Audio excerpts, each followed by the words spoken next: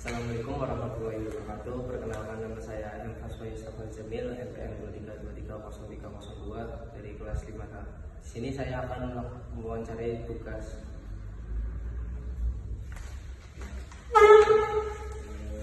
Nama saya Sendok Haji dari sebagai guru BCK di salah satu SD di Desa Sumberwuluh. Saya akan menanyakan sedikit tentang instrumen wawancara.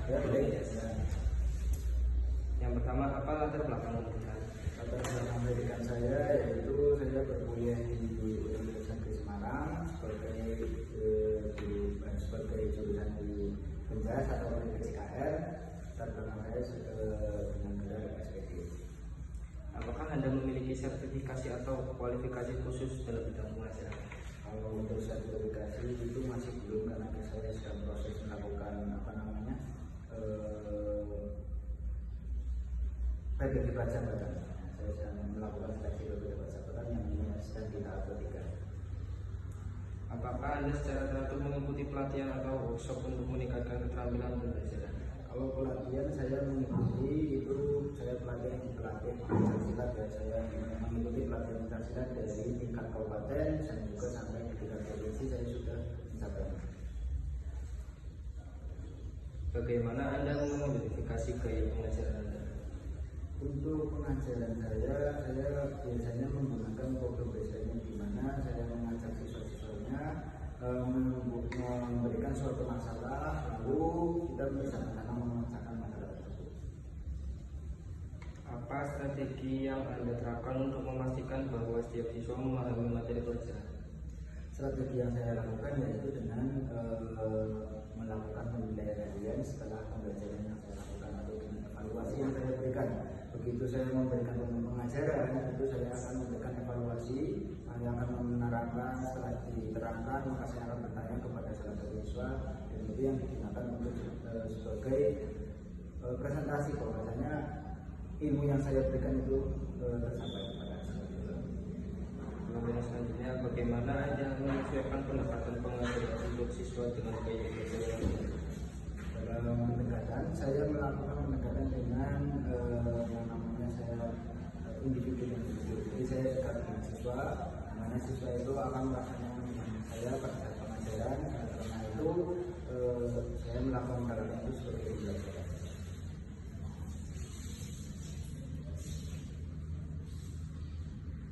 Bagaimana menciptakan lingkungan kelas yang mendukung pembelajaran? Dalam lingkungan kelas saya menciptakan biasanya dengan permainan. Begitu anak sudah suntuk dalam pembelajaran, maka saya akan ajak, oke kita permainan. Dan saya juga biasa kalau misalnya mengajar itu sebelum melakukan materi inti, saya selalu memberikan sebuah permainan intermezzo sebagai penyulut anak-anak supaya paham dengan materi yang akan saya berikan.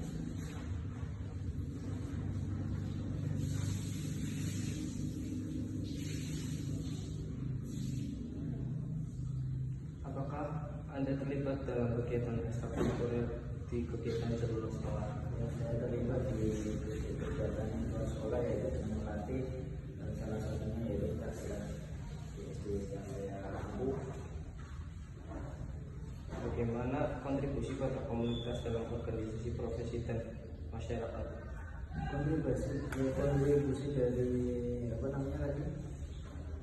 Dari Komunitasnya. Komunitas yang saya jalani yaitu adalah pencaksilat program saudara saya DKT, yang dimana memang adalah organisasi masyarakat yang sudah menyeluruh. Jadi kalau dibilang kontribusi sangat-sangat berkontribusi, dan itu juga sudah masuk ke dalam ekstrakurikuler tambahan untuk anak-anak di sekolah.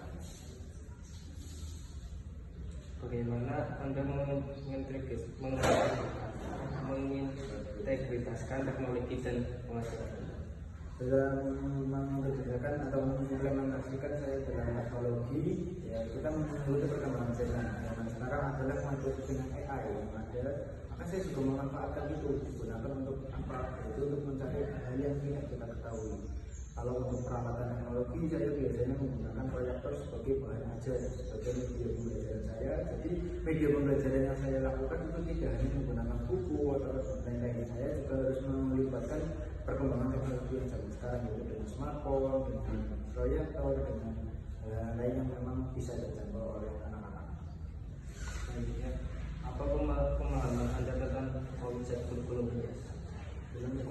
Menurut saya konsep pemahaman penjasa itu adalah di mana pembelajaran penjasa itu tidak menitik beratkan pada suatu titik atau di mana anak tidak harus jadi ahli dalam bidang itu. Yang penting anak itu senang, sehat, anak itu merasa ceria dalam pembelajaran penjasa. Karena kembali lagi ke prinsip penjasa adalah sehat, senang, dan ceria.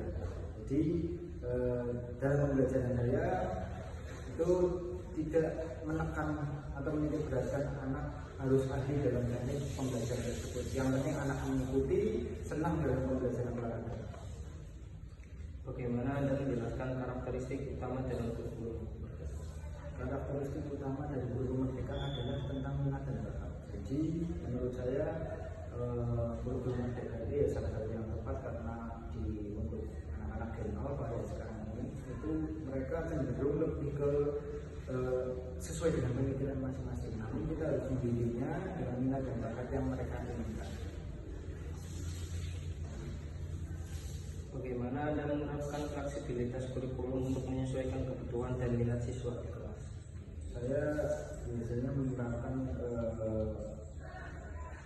seperti pembelajaran itu fleksibel, di mana anak saya lihat dia minat dalam bidang ini, dia minat dalam bidang ini, saya tetap memilah-milahnya, namun tetap terfokus dalam suatu pembelajaran yang sama, yang sesuai dengan kurikulum yang ada, sesuai dengan minat-minat yang ada.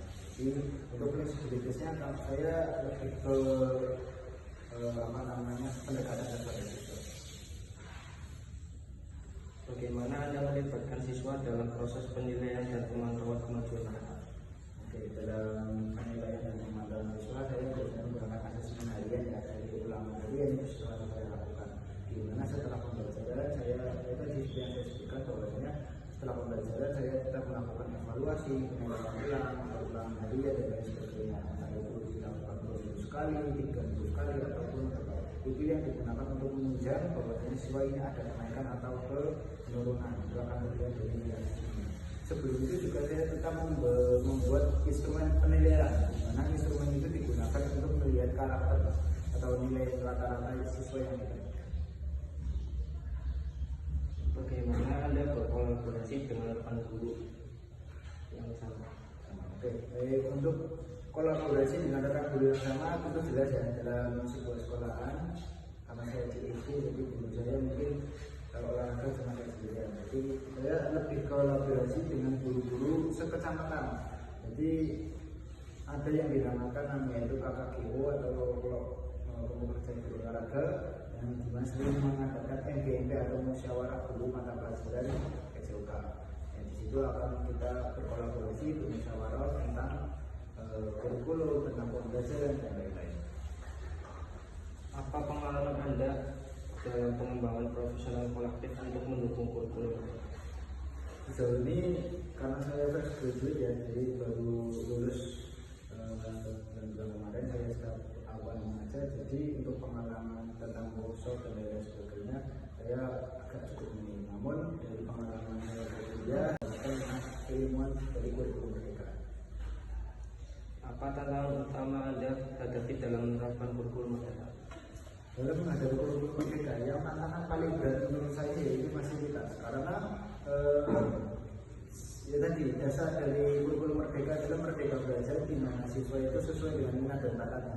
Maka tantangannya adalah fasilitas yang memenuhi untuk minat dan bakat siswa itu akan sangat sulit. Sedangkan sekolah-sekolahan di pelosok itu akan sangat tidak merata dengan fasilitas. Jadi menurut saya ada di situ. Yang kedua adalah mencari minat dan bakat siswa. Kadang ada siswa yang dia itu pasif, tidak aktif, maka dia akan sulit untuk diketahui kamu itu minatnya di mana, kamu itu aktifnya di mana dan sebagainya. Itu akan sulit. Kecuali siswa yang memang itu aktif akan lebih mudah untuk digali minat dan bakatnya. Ya, pertanyaan sama tapi bagaimana mengatasinya atau merespon? Untuk mengatasi dari hal tersebut biasanya saya menggunakan memberikan sebuah catatan. Jadi saya itu memberikan catatan kepada siswa-siswanya dengan kertas kalian pengennya apa, kalian sukanya gimana.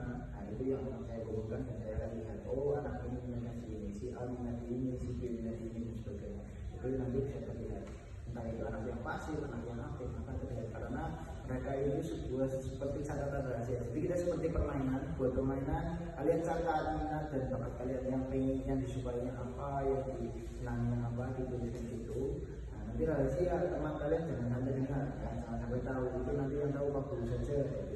Itu buat permainan. Supaya apa? Supaya anak juga ikut ceria. Jadi tidak hanya minat tersebut mengatasinya, tapi juga membuat anak ceria pada saat pencarian melihat minat dan bakat siswa di awal-awal pembelajaran. Bagaimana Anda mendorong partisipasi aktif siswa dalam proses pembelajaran sesuai dengan semangat kurikulum Bumdes? Saya mendorongnya itu dengan cara dengan permainan, selalu membuka si anak itu dengan selalu bangga ceria. Jadi buat membuat suasana kelas itu selalu senang, selalu happy, selalu ceria. Jadi tidak kelas yang pasif, tenang dan sebagainya. Namun ada kalanya kita harus serius dan dalam menyampaikan materi dan sebagainya. Namun kita juga tetap disini tentang keceriaan, tentang permainan dan lain sebagainya. Dan juga pembelajaran akan saya ubah-ubah setiap waktu yang tidak mematokkan dalam pembelajaran itu terus dengan tugas training atau base training atau kita dengan project training dan sebagainya. Saya akan terus mengkolaborasikan dari program-program pembelajaran tersebut. Bagaimana Anda melibatkan orang tua dalam mendukung implementasi kurikulum? Dalam melibatkan orang tua, saya biasanya berkolaborasi dengan orang tua dengan cara komunikasi di grup WhatsApp siswa ya. Dengan orang tua itu dengan menyampaikan baik Pak Bu ini anak dan baik saya dalam begini dan sebagainya. Saya menyampaikan apa adanya dan juga bertanya kepada orang tua bagaimana ini solusinya dan sebagainya. Kami juga selalu berkomunikasi dengan orang tua apabila ada anak-anak yang memang kurang bersemangat atau ada masalah dalam pembelajaran. Pertanyaan yang terakhir, apakah Anda memiliki strategi khusus untuk berkomunikasi dengan orang tua tentang pengembangan anak mereka? Ya, saya juga ada strategi khusus di mana saya melihat bila mana dalam suatu mata pelajaran itu ada anak yang saya berbakat. Maka strategi khusus yang saya lakukan adalah pendekatan kepada orang tua tersebut. Saya datang orang tuanya atau saya chat di WhatsApp atau lain sebagainya. Saya bilang kepada Pak, Bu, ini anak Anda ada bakat di bidang katakanlah berundang atau pencaksilat. Maka orang tua bagaimana responnya, ada tanggapannya. Strategi yang selanjutnya yaitu bila mana dia aktif dalam pencaksilat, maka saya akan butuhkan ke kejuaraan open yang dimana kalah menang itu akan mendapatkan medali dan itu akan menunjang tingkat semangat siswanya dalam mengasah bakat yang ada dalam diri. Terima kasih. Baik, sama-sama. Sekian, terima kasih wawancara saya. Kurang lebihnya mohon maaf. Wassalamualaikum warahmatullahi wabarakatuh. Selamat. Pencet juga ya. Subuh